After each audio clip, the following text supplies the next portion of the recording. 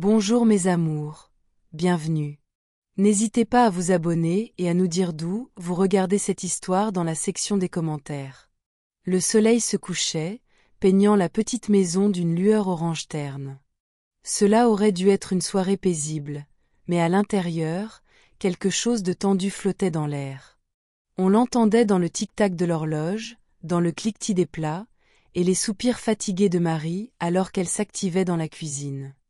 Ses mains bougeaient vite, mais ses yeux semblaient lourds, cernés par la fatigue. Marie n'avait pas arrêté de la journée.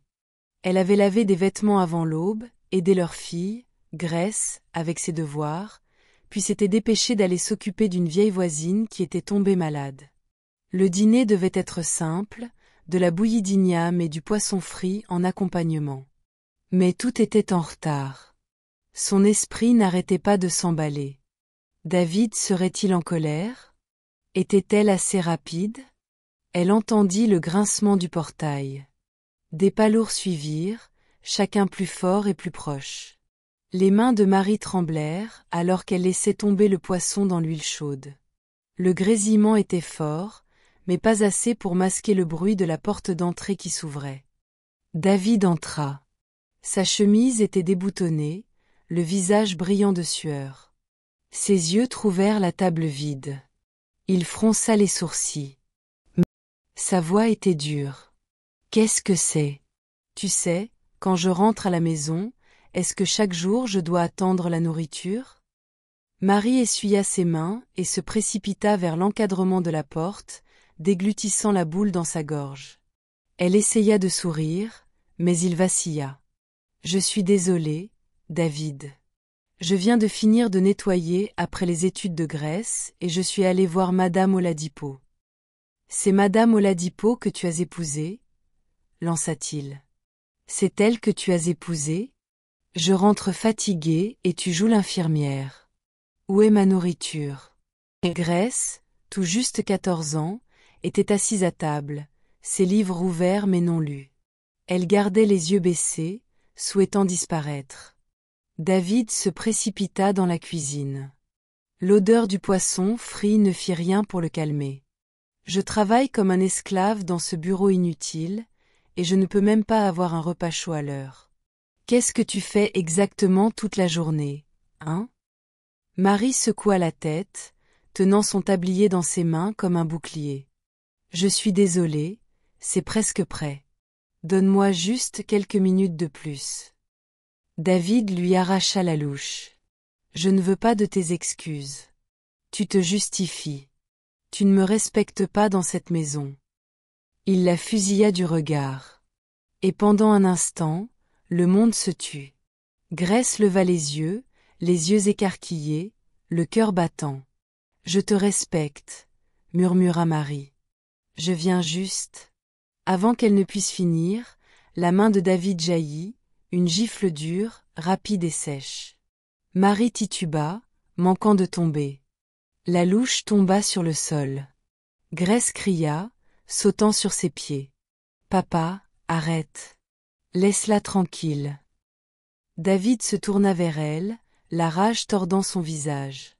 Mais aussi vite qu'elle avait commencé, il s'éloigna, marmonnant sous sa respiration. « Cette maison ne me tuera pas.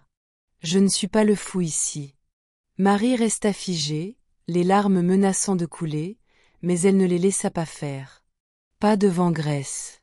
Dehors, à ce même instant, une ombre s'arrêta au portail. Emmanuel, le jeune frère de David, dans son uniforme militaire usé, les bottes poussiéreuses de son voyage, écoutait. Son visage était dur, sa mâchoire serrée. Il venait d'arriver de la caserne, surprenant sa famille après 3 ans d'absence. Il était impatient de les voir, de se reposer, de rire comme autrefois. Mais le son qu'il entendait, la gifle, le cri, les voix dures, lui disaient que tout n'allait pas bien. Il n'ouvrit pas le portail. Pas encore. À l'intérieur, Marie se pencha pour ramasser la louche tombée. Sa main trembla. Grèce se précipita à ses côtés, les yeux humides de peur. « C'est bon, maman, » murmura Grèce. « Je vais t'aider. S'il te plaît, Ne pleure pas. Marie força un petit sourire et serra sa fille contre elle. Tout va bien, ma chérie. Nous allons nous en sortir. David retourna bruyamment dans le salon, s'effondra dans sa chaise préférée et alluma la télévision. Le son était fort, presque assourdissant, mais pas assez pour noyer la honte qui pesait sur les murs. Sa colère s'était estompée, remplacée par quelque chose de plus laid, du regret mêlé de fierté. Il ne s'excuserait pas. Pas ce soir. Marie termina le dîner en silence. Elle dressa la table et appela doucement David, espérant presque qu'il n'entendrait pas. Il s'assit, Grace en face de lui, Marie à ses côtés. Le tintement des couverts, le grattement des assiettes et les remerciements marmonnés de David furent les seuls sons. Personne ne parla. Personne ne leva les yeux. Après quelques bouchées, David repoussa son assiette. La nourriture est froide. Marie hocha la tête, ne disant rien. Grace fixa ses mains, luttant contre les larmes. Dehors, Emmanuel se tenait près du portail, les poings serrés, le cœur lourd. Il se souvenait de son frère enfant, prompt à sourire, prompt à rire, mais aussi prompt à la colère. Il avait espéré que David avait changé. Il leva les yeux vers la petite maison, la lumière jaune à la fenêtre, et se demanda si c'était la maison qu'il avait laissée derrière lui, ou si quelque chose de pire avait grandi en son absence. Il prit sa décision.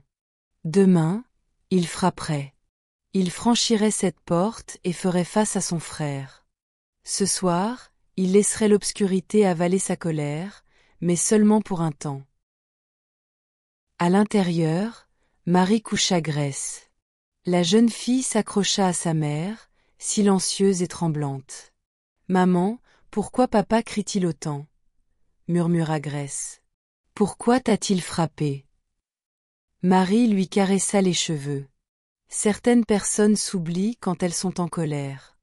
Ton père n'est pas toujours comme ça. Il est juste fatigué. » « Mais ce n'est pas juste, » dit Grace, la voix brisée. Marie hocha la tête, les larmes coulant enfin. « Ce n'est pas juste. Mais toi et moi, nous devons rester fortes. Les choses vont changer. Je te le promets. » Elle embrassa Grace pour lui dire bonne nuit et se glissa dans le couloir, essuyant ses yeux. David dormait déjà sur le canapé, la télévision vacillante, le volume bas.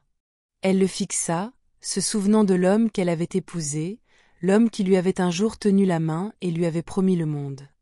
Où était-il allé? Elle se glissa dans la cuisine, nettoya les plats, rangea les restes et s'assit à table, fixant l'obscurité vide.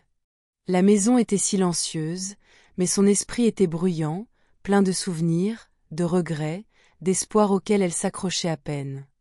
Dans le silence, elle pria pour la force, pour la paix, pour que quelque chose change. Dehors, Emmanuel s'éloigna enfin du portail, ses chaussures crissant sur le gravier. Demain arriverait. Les lignes de bataille étaient tracées. Mais ce n'était pas une guerre d'armes et d'uniformes. C'était une guerre pour la famille, pour le respect, pour l'amour. Et c'était loin d'être fini.